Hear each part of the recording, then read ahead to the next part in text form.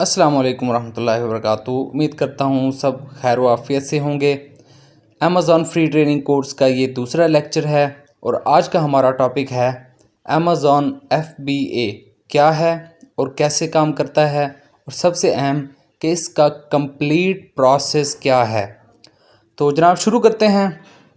Amazon FBA का बुनियादी तौर पर मतलब होता है कि fulfilment bye Amazon.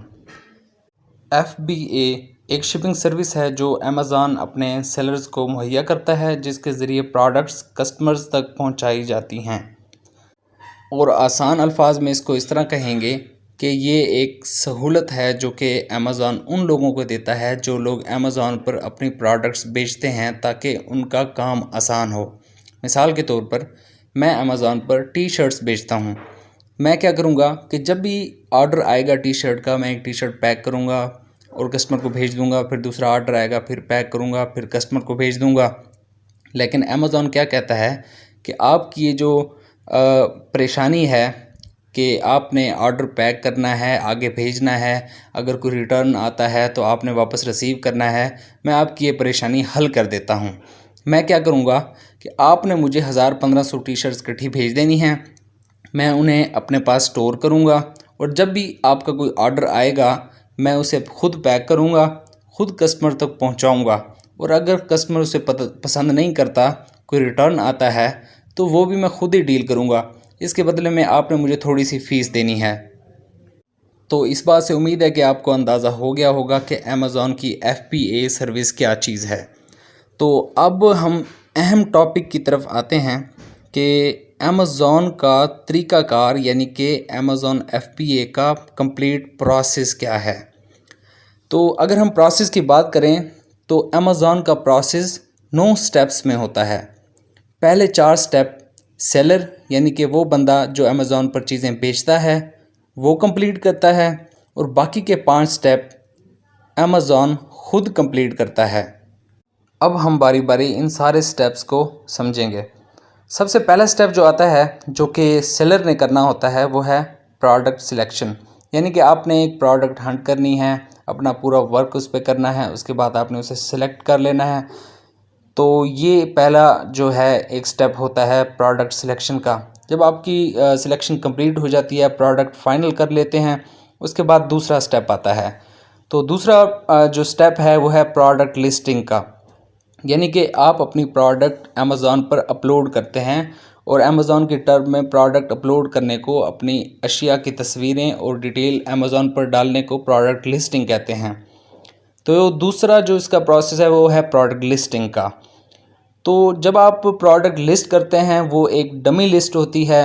Dummy list से मुराद ये है कि वो प्रोडक्ट जो है कस्टमर्स तक नहीं पहुंच रही होती, सिर्फ क्या है कि अमेज़ॉन की वेबसाइट पर अपलोड हो जाती है। और ये कस्टमर्स तक इसलिए नहीं पहुंच रही होती क्योंकि अमेज़ॉन के पास उसके वेयर हाउस में उस प्रोडक्ट के अगेंस्ट कोई स्टॉक मौजूद नहीं होता, इसलिए वो कस्टमर्स तक नहीं पहुंच रही होती। लेकिन आपकी प्रोडक्ट अपलोड हो जाती है, आपकी प्रोडक्ट लिस्ट हो जाती है। जब आप स्टॉक वहाँ पे भेजते हैं, जब स्टॉक रिसीव हो जाता है, तो प्रोडक्ट आपकी लाइव हो जाती है। तो प्रोडक्ट लिस्टिंग के बाद जो तीसरा स्टेप होता है वो है इन्वेंट्री की तैयारी। जब आप प्रोडक्ट लिस्ट करते हैं, अमेज़ॉन आपसे पूछता है कि आप कितने पीसेस भेज रहे हैं, तो आप उसे बताते हैं कि इतने पीसेस हैं। वो पूछता है कि ये सारे पीसेस क्या एक ही डब्बे में आप भेज रहे हैं, या फिर आपने इन्हें अलग-अलग डब्बों में पैक किया है। तो आप उसे कह देते हैं कि मैंने 4 या 5 डब्बों में, जितने भी आप कहें उसे बताते हैं कि मैंने इतने डब्बों में इसे पैक किया है। तो वो क्या करता है कि आपको बार कोड भेजता है, हर एक प्रोडक्ट के लिए अलग-अलग। तो आपने क्या करना होता है कि एक एक बार कोड सारे प्रोडक्ट्स पे लगा देना होता है। उसके बाद जितने डब्बे आप पैक कर रहे होते हैं, वो उतने डब्बों के लिए भी बार कोड भेजता है। बार कोड आपने डब्बों पे लगाने होते हैं। डब्बों में लगाने के बाद आपकी इन्वेंट्री तैयार हो जाती है, यानी कि तीसरा स्टेप आपका मुकम्मल हो जाता है, जो कि इन्वेंट्री की तैयारी का है। जब आपकी इन्वेंट्री तैयार हो जाती है, फिर होता है चौथा स्टेप। चौथे स्टेप से पहले मैं आपको एक चीज़ वाज़ेह कर दूं कि ये जो बार कोड होते हैं, इनमें मतलब डिजिटली इंफॉर्मेशन स्टोर होती है, जो कि जब हम चीज़ अमेज़ॉन को भेजते हैं तो अमेज़ॉन उसे स्कैन करता है, तो उसे पता लग जाता है कि ये किस सेलर की है, किसने भेजी है, कहाँ रखवानी है, किस कैटेगरी की है। यानी कि सारी की सारी इन्फॉर्मेशन उस बार कोड में मौजूद होती है। तो अमेज़ॉन के वेयर हाउस में जब आपकी प्रोडक्ट पहुंचती है तो उसे स्कैन करता है, तो उसे सारी इन्फॉर्मेशन मिल जाती है। उसके अलावा जब हम इसे भेजते हैं, मतलब शिप करते हैं अमेज़ॉन के वेयर हाउस में, तो रास्ते में एयरपोर्ट पे तब भी वहाँ पे चेक करने के लिए आपका ये बार कोड ही इस्तेमाल होता है, इसमें मौजूद इन्फॉर्मेशन को ही इस्तेमाल किया जाता है।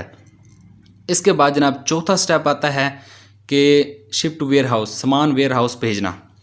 तो आप क्या करते हैं, अमेज़ॉन को कहते हैं कि मेरा सामान तैयार है और मैंने आपको भेजना है। वो आपको एड्रेस भेज देता है कि भाई ये एड्रेस है मेरे वेयर हाउस का, मेरे गोदाम का, आपने क्या करना है कि यहाँ पे भेज देना है। और जो भी आप सर्विस इस्तेमाल कर रहे हो भेजने की, बाय एयर या बाय शिप, उसके ज़रिए आप उस एड्रेस पर सामान भेज देते हैं। उसके बाद आपका जो काम था वो यहाँ पर कंप्लीट हो जाता है। उसके बाद काम शुरू होता है अमेज़ॉन का। जब सामान वहाँ पर पहुँच जाता है तो पांचवा स्टेप होता है कि सामान खोलना और स्टोर करना। अमेज़ॉन आपका सामान खोलता है, उसके बारकोड स्कैन करता है और बारकोड में जो इन्फॉर्मेशन होती है उसके हिसाब से आपका सामान अपने पास स्टोर कर लेता है। जब सामान स्टोर हो जाता है तो आपने जो लिस्ट लगाई होती है, जो कि डमी लिस्ट होती है, तो वो बाकायदा लाइव हो जाती है। यानी कि छठा स्टेप यहाँ पर कंप्लीट होता है कि आपकी लिस्ट लाइव हो जाती है। आपने जो प्रोडक्ट अपलोड की होती है वो अब कस्टमर्स तक पहुँचना शुरू हो जाती है। जैसे ही वो कस्टमर्स तक पहुँचना शुरू होती है तो ज़ाहिर सी बात है ऑर्डर भी आना शुरू हो जाते हैं।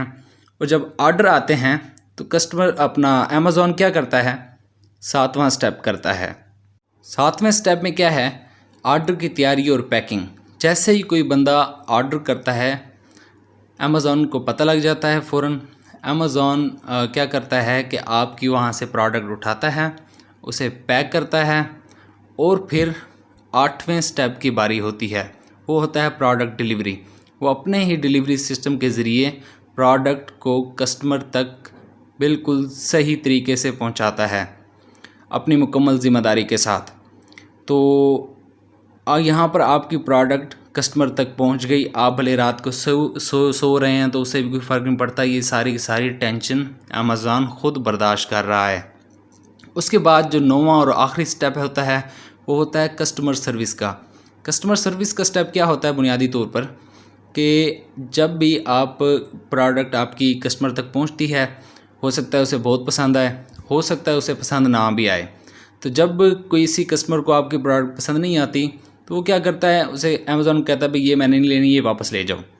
तो अमेज़ॉन आपके लिए ये काम भी करता है, यानी कि आपको कस्टमर सर्विस भी देता है कि अगर प्रोडक्ट कस्टमर को पसंद नहीं आती तो वो कस्टमर के घर से प्रोडक्ट उठाएगा, वापस आके वेयर हाउस में रख देगा। तो ये सारी की सारी जो सर्विस है इसे कहते हैं अमेज़ॉन FBA। उम्मीद है आपको अच्छे से अंदाज़ा हो चुका होगा कि अमेज़ॉन FBA क्या चीज़ है और किस तरह से काम करती है। अब यहाँ पर आपके ज़हन में एक बात आ रही होगी कि अमेज़ॉन FBA की कितनी फ़ीस चार्ज करता है। तो ये फ़ीस जो है वेरी करती है, आपकी प्रोडक्ट किस कैटेगरी की है, आपकी प्रोडक्ट किस किस्म की है, आपकी प्रोडक्ट का वज़न कितना है, आपकी प्रोडक्ट की डायमेंशंस यानी कि लंबाई चौड़ाई और ऊंचाई कितनी है, यानी कि उसका साइज़ कितना है। तो ये मुख्तलिफ़ प्रोडक्ट्स के हिसाब से मुख्तलिफ़ फ़ीसेस होती हैं। तो ये किस तरह कैलकुलेट की जाती हैं, कैसे पता लगेगा कि किस प्रोडक्ट के लिए कितनी फ़ीस होती है, ये इंशाल्लाह ताला कैलकुलेशन हम करेंगे जब हम प्रोडक्ट हंटिंग के बाद अपना प्रोडक्ट की जो प्रॉफिट कैलकुलेशन और कॉस्ट कैलकुलेशन करेंगे, उसमें हम इसको तफसील के साथ डिस्कस करेंगे और देखेंगे कि इसकी फ़ीस की कैलकुलेशन आखिर कैसे की जाती है। तो उम्मीद करता हूँ आपको वीडियो पसंद आई होगी। तो इंशाल्लाह ताला हमारी मुलाकात होगी अगली वीडियो में। तब तक के लिए अल्लाह हाफिज़।